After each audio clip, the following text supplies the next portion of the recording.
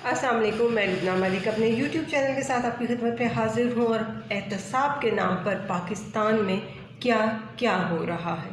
اس میں کوئی دوسری بات نہیں کہ احتساب کے نام پر پاکستان میں جو کچھ ہو رہا ہے اس نے کاروباری برادری کا اعتماد بری طرح سے توڑ کر رکھ دیا ہے۔ پی ایس او کے ایم ڈی عرفان شیخ کی نیب میں گرفتاری کے ساتھ ساتھ احتساب کے نام پر کاروباری اور صنعتی برادری کے ساتھ بھی جو سلوک ہوا ہے وہ تاریخ کا ایک حصہ بن گیا ہے،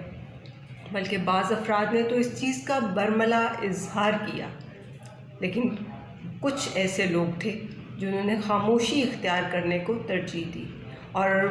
بہت ساری چیزوں میں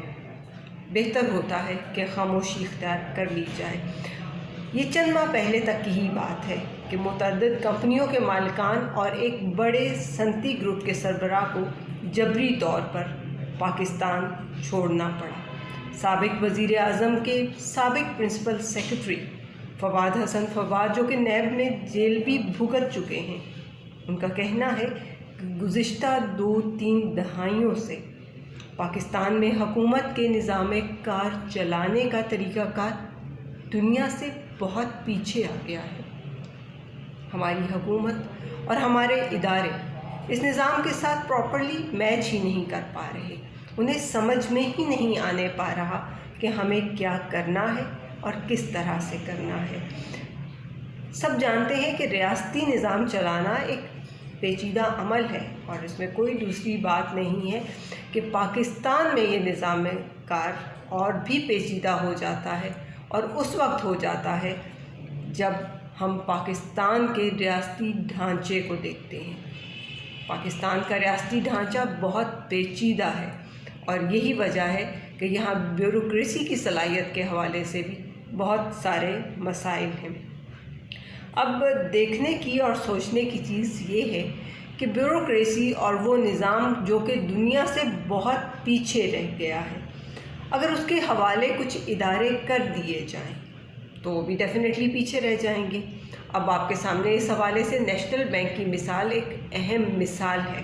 کیونکہ نیشنل بینک کے پاس حکومتی کھاتوں کی، ٹیکسوں کی وصولی کی پوری طرح سے اجاداری موجود ہے، مگر اس کا نیٹ ورک اتنا پوسیدہ ہو چکا ہے، اتنا پرانا ہو چکا ہے کہ وہ درست طور پر ٹیکس جمع ہی نہیں کر پاتا، اور اس کی جگہ اب چند سال قبل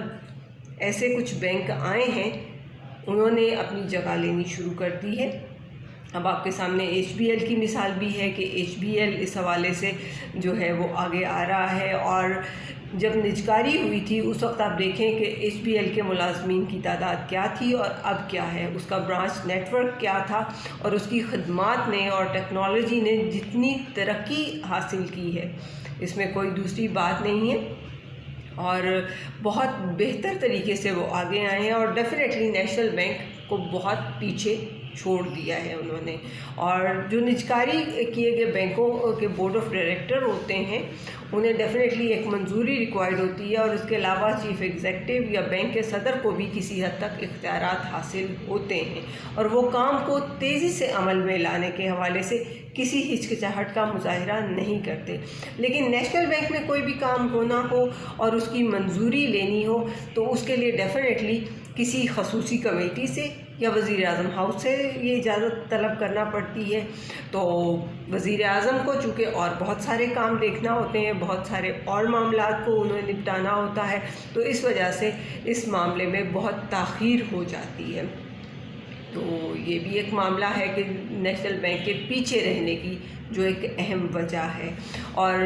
فائلیں جو ہیں وہ کہیں کی کہیں دبی کی دبی رہ جاتی ہیں، اور جس وقت تک فیصلہ ہوتا ہے اس وقت تک وقت گزر گیا ہوتا ہے اس فیصلے کے کارآمد ہونے کے حوالے سے، اور ٹیکنالوجی ڈیفینیٹلی بہت آگے جا چکی ہوتی ہے اور چیزیں ڈسٹرب ہو جاتی ہیں۔ پاکستان میں کاروباری اور صنعتی ماحول کیوں پروان نہیں چڑھ رہا، یہ ایک اہم چیز ہے، اور اس کی میرے خیال میں تو ایک اہم وجہ یہ ہے کہ پاکستان میں بیوروکریسی نے متعدد کاروبار، بہت سارے ایسے کاروبار ہیں جن میں بیوروکریسی کا ایک اپنا اثر و رسوخ موجود ہے، اور صرف یہی وجہ ہے کہ کوئی بھی صنعت لگانا ہو یا کسی بھی صنعت میں توسیع کرنا ہو، کوئی بجلی کا پیداواری یونٹ لگانا ہو، اس کے لیے ڈیفینیٹلی سب سے بڑی سرکار کی جب تک اجازت نہیں دی جاتی تو اس وقت تک کوئی بھی کام جو ہے وہ نہیں ہو سکتا، اور یہ اجازت فائلوں کو پہیے لگائے بغیر تو ملتی ہی نہیں ہے۔ ڈیفینیٹلی آپ کو بہت تیزی کا سلسلہ کرنا پڑتا ہے، اور وہ تیزی کا سلسلہ کس طرح سے ہوتا ہے یہ آپ بہت اچھے سے سمجھ رہے ہوں گے، میں بول نہیں رہی لیکن آپ جانتے ہیں کہ یہ سلسلہ کیا ہوتا ہے۔ بہرحال، اور جس قدر وقت اور جس قدر توانائی ان فائلوں کو منظور کرانے میں لگتی ہے، اس سے کم توانائی میں اور وقت بھی ضائع کیے بغیر کوئی اور ایک صنعتی یونٹ لگایا جا سکتا ہے، اور بڑے آرام سے لگایا جا سکتا ہے۔ اور پاکستان میں اس وقت توانائی کے بحران پر قابو پانے کے لیے یہ ضروری ہے کہ عوام اور صنعتوں دونوں کو ساتھ لے کے چلا جائے، کیونکہ دونوں نظاموں کی جو ایک عجیب صورتحال بنی ہوئی ہے، کیونکہ نہ عوام کے کسی طرح سے تعاون کیا جا رہا ہے اور نہ ہی صنعتی نظام کو کسی طرح سے دیکھا جا رہا ہے۔ آپ کے سامنے ہے کہ گیس کے شعبے میں گردشی قرضہ 1500 ارب روپے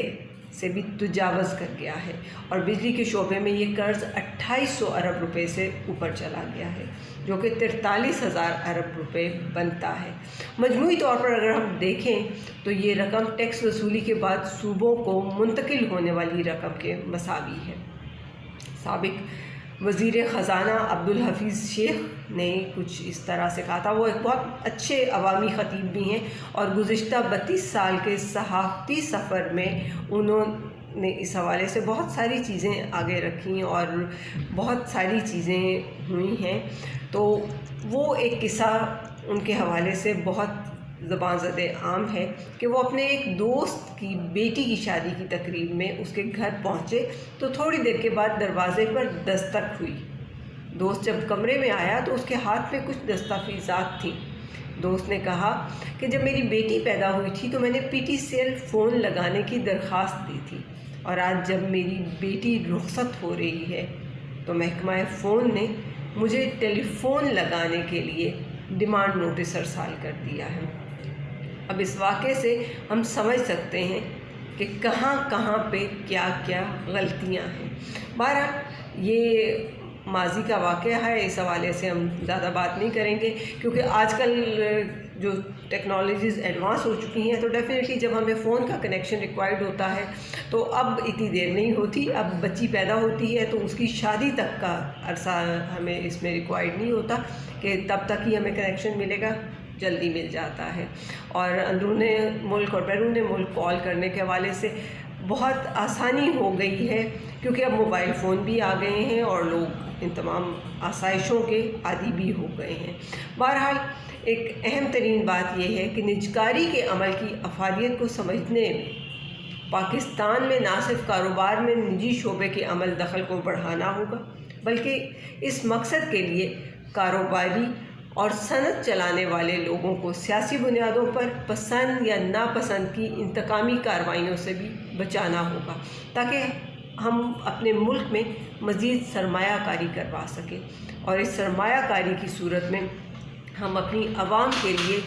بہتر ملازمت کے مواقع پیدا کر سکیں۔ کیونکہ اگر یہاں پہ سرمایہ کاری آئے گی، اب یہ کچھ عرصہ پہلے ہمارے سابق وزیر اعظم عمران خان بھی یہی بات کرتے تھے کہ اگر ہم یہاں پہ سرمایہ کاری لائیں گے تو ڈیفینیٹلی ہم اس حوالے سے بہت بہتر چیزوں کو کر سکیں گے کہ ہم اپنے لوگوں کو بہتر انداز زندگی دے سکیں گے، کیونکہ اگر ایک فرد اچھی کمائی کر رہا ہوتا ہے تو ڈیفینیٹلی وہ اپنی فیملی اور اپنے تمام چیزوں کو بہتر انداز میں آگے چلا سکتا ہے۔ اور یہی وجہ ہے کہ اب یہ کہنے کی نوبت آ گئی ہے کہ ہماری عوام کے لیے ہمیں یہ سب کرنا بہت ضروری ہے،